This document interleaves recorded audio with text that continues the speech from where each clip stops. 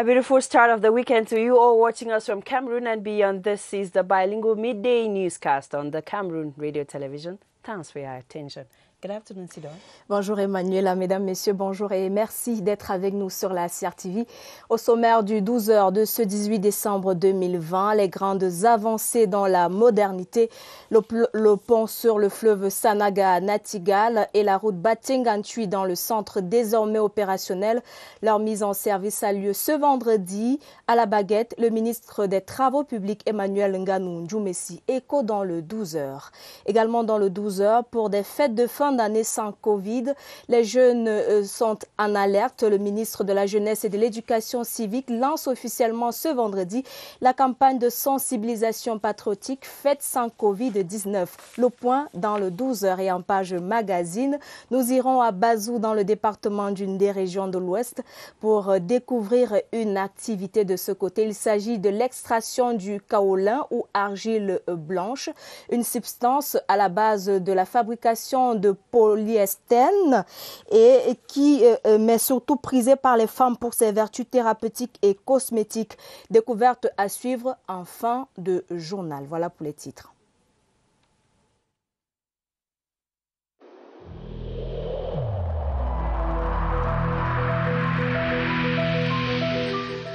N'oublions pas que la négligence d'une seule personne peut nuire gravement à l'ensemble de la communauté.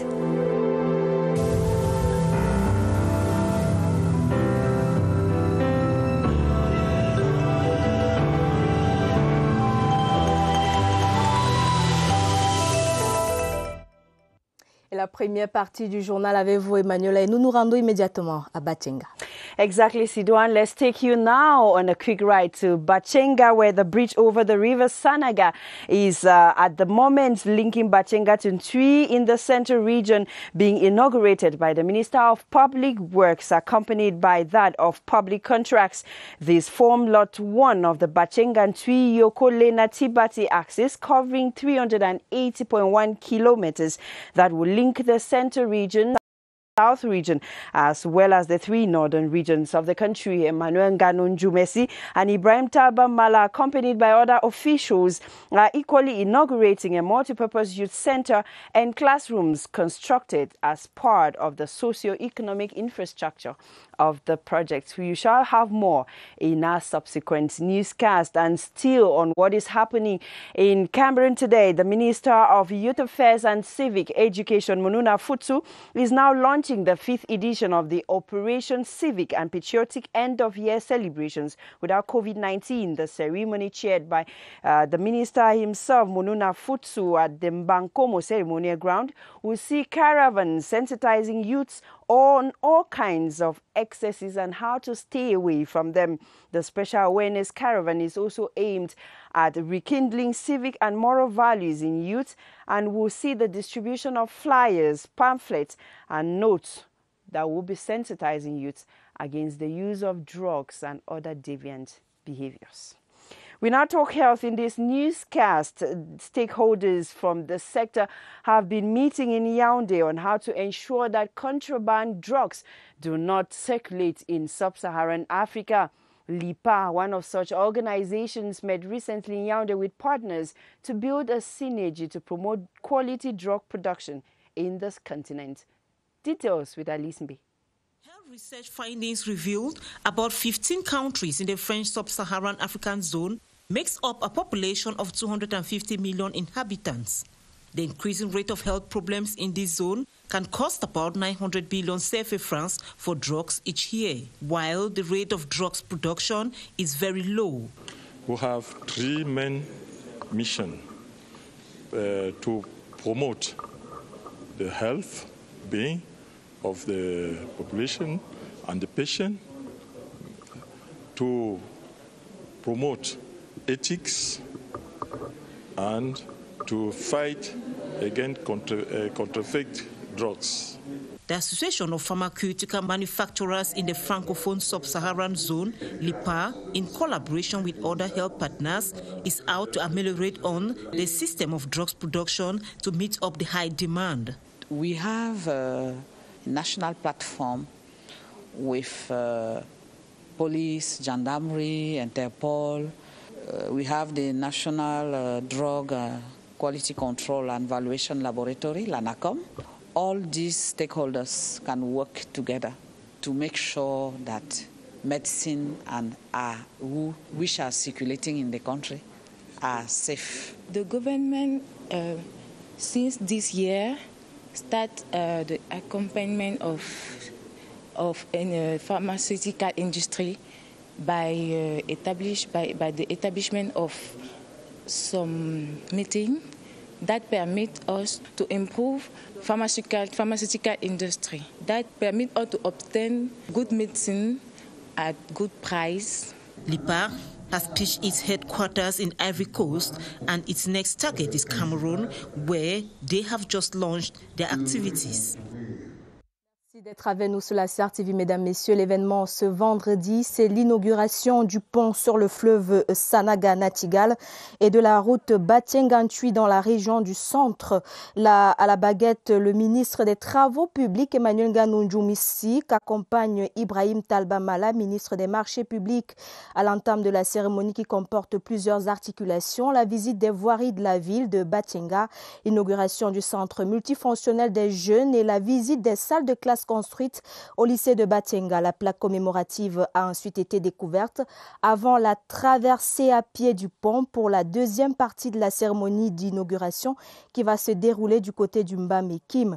L'axe routier Batienga-Ntui et le pont de 400 mètres linéaires sur la Sanaga font partie du lot 1 du corridor en construction Batienga-Ntui-Yokole-Natibati, long de 380,1 km qui va relier les régions du centre et du sud aux régions septentrionales du pays. Également dans l'actualité du jour, une caravane spéciale de sensibilisation des populations contre les abus, les excès et les dérives pendant la période de fin d'année est à pied d'œuvre en ce moment dans la ville de Mbankomo. C'est dans le centre. C'est une initiative du ministère de la Jeunesse et de l'Éducation civique. Les cibles sont les élèves, les commerçants et autres travailleurs. Les équipes d'animation de cette caravane, comme vous le voyez en image, font aussi la promotion des valeurs de paix, de morale, de solidarité, de civisme et du vivre ensemble harmonieux. Cette caravane sera relayée dans tous les arrondissements et lieux populaires. À présent, les bons points de l'association de lutte contre la déficience auditive au Cameroun. Cette association vient de rétablir l'audition chez 2 jeunes filles souffrant de surdité. Les 2 patientes ont réagi positivement à la réactivation des implants auditifs. C'était cette semaine à l'hôpital général de Yaoundé. Un résultat rendu possible grâce à l'appui d'une fondation danoise. Étienne Pascal, Azogue. La joie de ces 2 jeunes patientes est perceptible. Elles écoutent pour la toute première fois des sons émis dans leur entourage. Je suis en joie. J'ai vu la réaction de Morane. Elle était tellement émotive. Cet exploit est l'œuvre de l'association de lutte contre la déficience auditive au Cameroun. Les experts de l'ALDAC démontrent leur capacité à soigner la surdité. Nous avons activé les électrodes qui se trouvent dans l'implant parce que l'enfant entend grâce à une stimulation qui est électrique. Le processeur extérieur récupère le son, l'envoie à travers l'antenne à la partie interne. Le progrès thérapeutique vient redonner du sourire à des familles, des enfants qui ont bénéficié des implants auditifs. Nous voulons, à partir de maintenant, dépister davantage que cela n'a été fait au cours des 2 dernières années. Essayer de dépister le plus grand nombre de petits-enfants qui naissent malheureusement sourds. C'est une nouvelle expérience qui commence pour ces jeunes filles qui peuvent enfin entendre la voix de leur maman. Et parlons de la lutte contre le choléra. La vigilance reste de mise en cette saison sèche qui s'annonce. Le secrétaire général du ministère de l'Éducation de base procède en ce moment au lancement de la campagne de sensibilisation. Retrouvons pour plus de détails en direct de l'école publique de Mbalngong dans la Mofoué à Kono, c'est dans le centre. Notre reporter Daniel Menanga. Bonjour Daniel, vous êtes en direct. Dites-nous quelle ambiance de ce côté? Ce sera ici que le point de départ sera pris pour la lutte contre le choléra au Cameroun, dans les écoles précisément. Ici où l'État reste donc en alerte par rapport au choléra, à la propagation du choléra dans les écoles. On le sait avec la saison sèche qui s'annonce.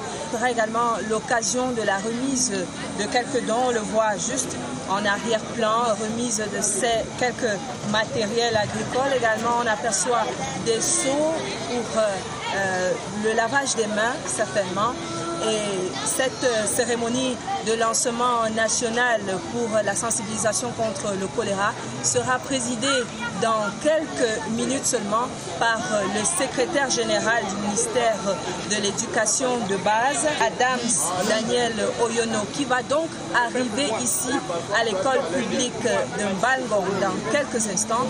En attendant, voilà le décor qui est planté pour accueillir donc cette cérémonie. En direct de l'école publique Mbangong à Bankomo, Daniel Menanga. À vous. Thank you, Daniel Menanga. And we're staying in Bankomo, where a campaign, an anti-cholera campaign in primary schools is being launched there at the moment by the Secretary General in the Ministry of Basic Education. With the dry season here, officials of the Ministry of Basic Education want to ensure that no school child gets cholera from water consumed and other items. Government Primary School Mbangong in the Mefu and Akono Division is thus serving as the kickoff point for the Central Region today. On to other news, the steering committee members of the Youth Agro-Pastoral Entrepreneurship Promotion Agency or Program have approved projects earmarked for 2021 while evaluating the roadmap covered in 2020. Presiding at the 7th Ordinary Session, the Minister of Agriculture and Rural Development, Gabriel Mbairobe, expressed satisfaction at the creation of structured value chain for agro-pastoral production in rural communities. Ewane Epole has more. The Cameroon government has for years secured funds from the International Fund for Agricultural Development, IFAD, under the Youth Agro-Pastoral Entrepreneurship Promotion Program, AEP Youth, by investing in rural people to boost agro-pastoral production.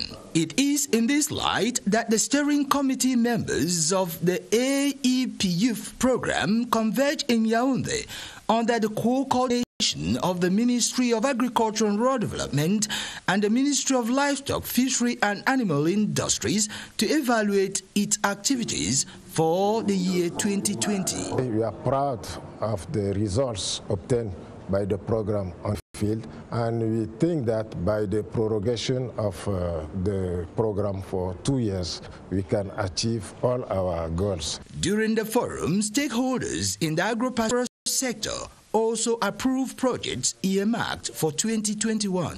They need funding to develop the activity. We have signed an agreement with a bank. The AEP Youth Program targets young people in rural communities in the country and aims at creating a structured value chain for agro-pastoral production. Let's talk culture. In this newscast, there is a new gospel artist on the block. Edmond Bateki has just launched his maiden album titled Tue Monazil. In an album launch concert recently, the young artist thrilled the public with songs drawn from his new album. Victor Siga danced to the tune for the Midday News.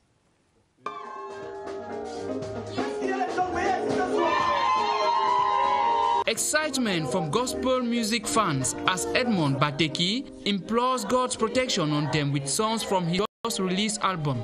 A newcomer on the gospel music scene with his debut album, Tu es un asile pour moi. Above all my skills, above all my works, above all my days, music is what I feel very well. Gospel is the best because I thought that the world music can move. The world music can make you dance, but gospel is a great message to help you to take a shot and put your trust all times or at every moment of your life in Jesus Christ. The album, made up of 8 songs sung in official and his local Bassa language, is already winning hearts. What I've heard is very consistent, and I hope people will like it. The young and dynamic artist seems to have no time to waste as he announces another album underway. Few days to the celebration of Christmas, parents have continued to troop into markets and supermarkets in Yaoundé to purchase Christmas toys for their children. The choice of what to take home for their kids is often determined by the children themselves. However, some parents say they sometimes alter the choices of their children and pick out what is good for them. Romeo Kenny went scouting out for which gift takes which preference and brought back this report. In the inner bowl of supermarket in Yaoundé, the Christmas effervescence is evident. The atmosphere is spiced with the sales of diverse toys made available this year. In their numbers, parents purchasing these items for their youngsters have got specificities of each choice made. I bought tablet, the car of my children. The preference of some toys bought is often determined by kids. Parents used to come to buy educational toys because the children have to learn something. This year, the affordability of toys has been eased by most sellers. Some claim there has been a tremendous price reduction. Every parent can find something for the children. They are starting from 2,000, 1,000 and 5,000, it depends. From all indications, the toys are abundant on market, but the sole choice remains in the hands of customers.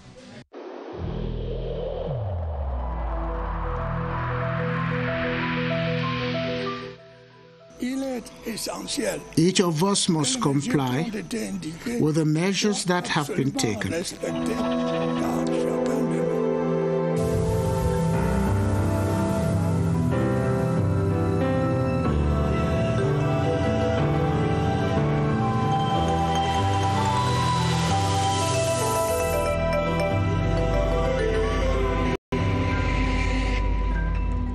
Merci de choisir la CRTV pour vous informer, mesdames, messieurs. Parlons des fêtes de fin d'année et cette question qui revient à chaque fois. Quel type de jouet pour les enfants en cette période de fête? Les parents généralement partagés entre les jouets de société et didactiques ont l'embarras de choix dans les rayons des centres commerciaux déjà bien achalandés en cette veille de fête. Sur le type de jouet à offrir aux enfants, voici les constats de Joël Igor à Banda.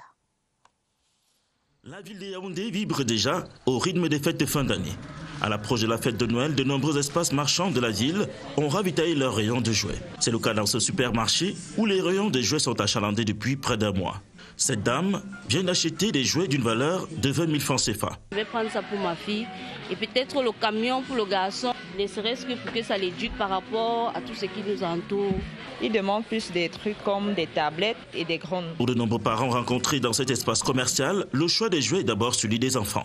Une façon pour eux de récompenser les bons résultats de leur progéniture au cours de ce premier trimestre de classe. D'autres, par contre, achètent des jouets éducatifs. C'est les enfants qui nous demandent le style de jouets que nous venons acheter pour les fêtes. Les parents sollicitent plus les jouets instructifs qui développent l'intellectuel de l'enfant. La fête de Noël avance à grands pas, du coup chaque parent veut satisfaire sa progéniture.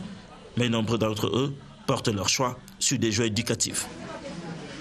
Et autre chose dans l'actualité, la transformation digitale du Cameroun au centre d'une rencontre organisée par l'Antique au Palais des Congrès de Yaoundé. Les experts réunis depuis mercredi achèvent ce vendredi 3 jours de travaux. Tous sont déterminés à partager leurs connaissances pour une éclosion de l'économie numérique, outil incontournable dans le développement et l'atteinte de l'émergence. Irène Janafouda.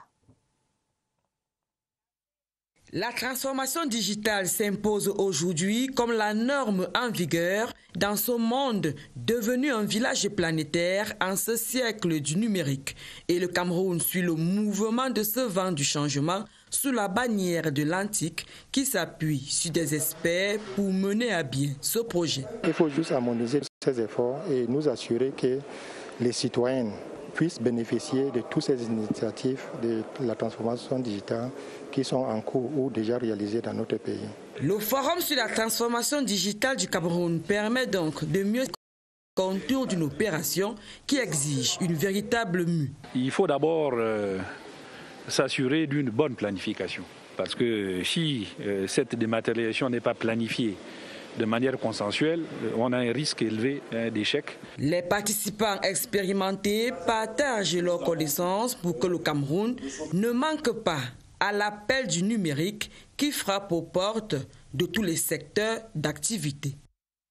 Et dans le cadre d'une étude placée sous le thème « Favoriser le partenariat pour ne laisser personne de côté dans la mise en œuvre du plan de relance socio-économique », le ministère de l'Habitat et du Développement urbain, en partenariat avec ONU Habitat, a permis aux maires de Yaoundé 2, Douala 4e et Bafoussam 3e de recevoir du matériel dans le cadre de la lutte contre le coronavirus. Les détails avec Marlise Eno-Ambarga à Oumou. Le matériel informatique reçu par les mairies de Yaoundé 2e, Douala 4e et Bafoussam 3e est constitué d'un ordinateur complet, d'un drone, d'un GPS et de 2 tablettes. Nous allons utiliser ce don au bénéfice des populations. Nous avons un drone qui va nous permettre donc de cartographier les zones à risque. Nous avons également de l'argent en nature qui va permettre d'aider les populations qui ont été affectées par le Covid. Et nous avons également un ordinateur qui nous permettra donc de mettre toutes ces données et pouvoir donc les utiliser pour le futur.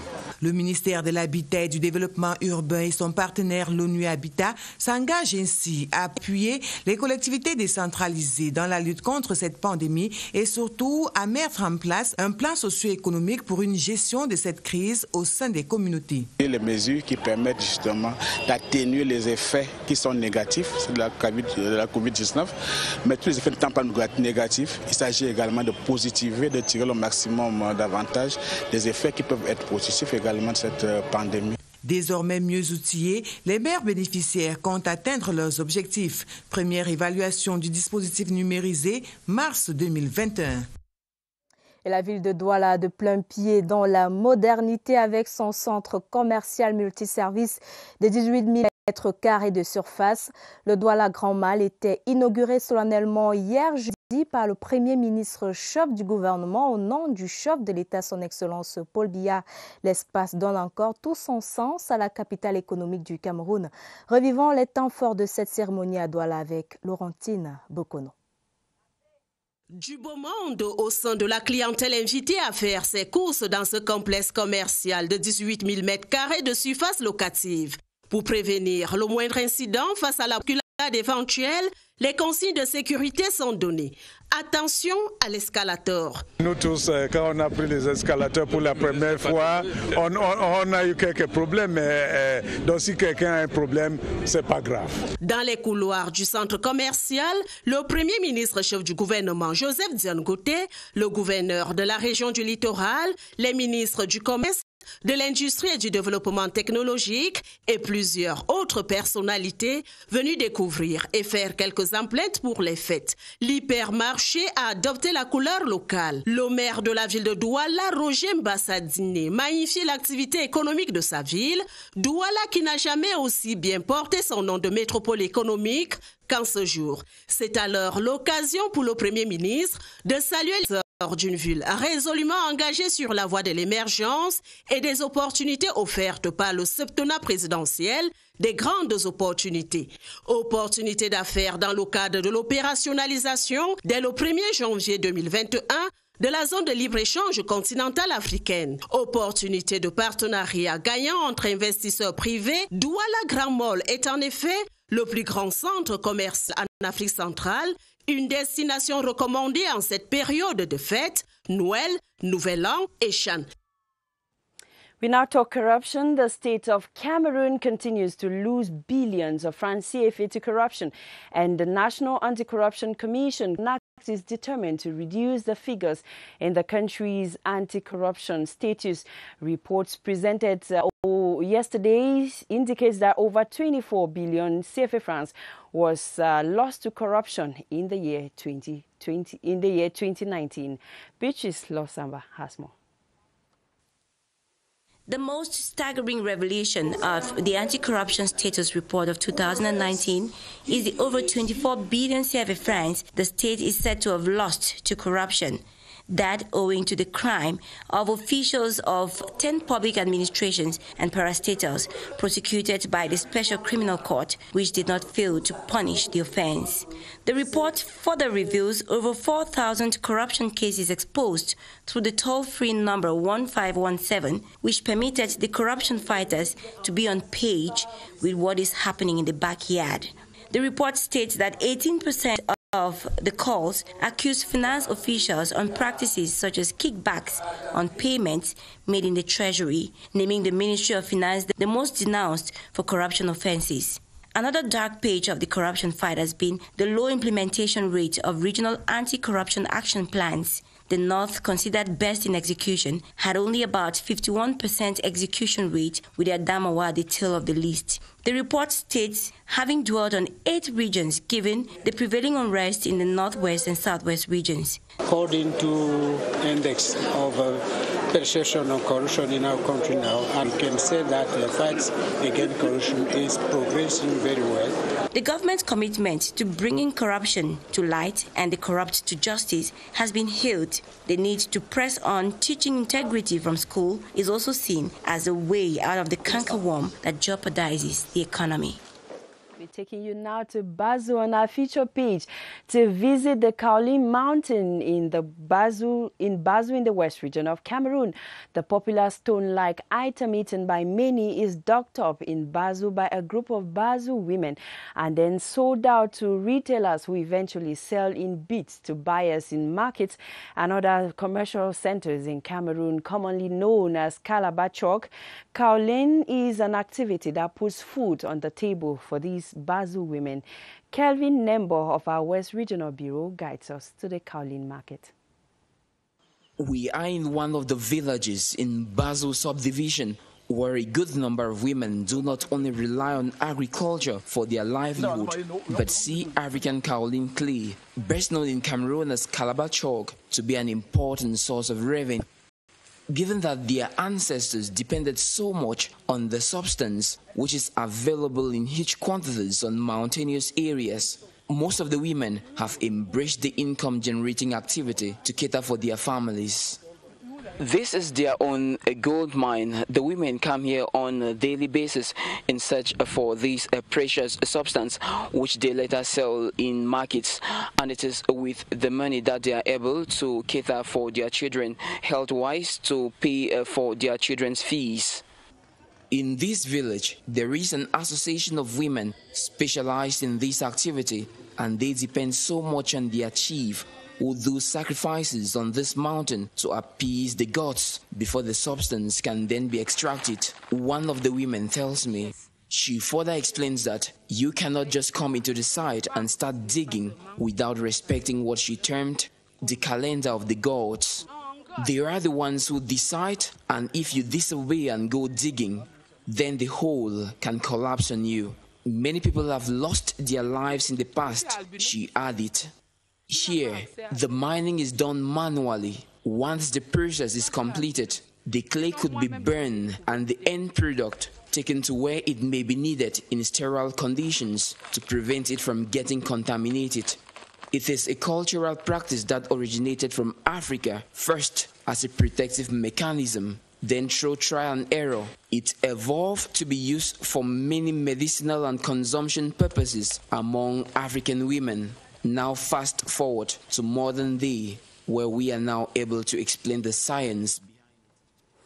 Kelvin Nembo concluding this edition of the Midday Bilingual News on the CRTV. Ladies and gentlemen, thanks for watching and have a blessed weekend. Have a nice weekend, Sylvain. Très bon week-end, Emmanuela, mesdames, messieurs. Très bon week-end et à bientôt sur la CRTV.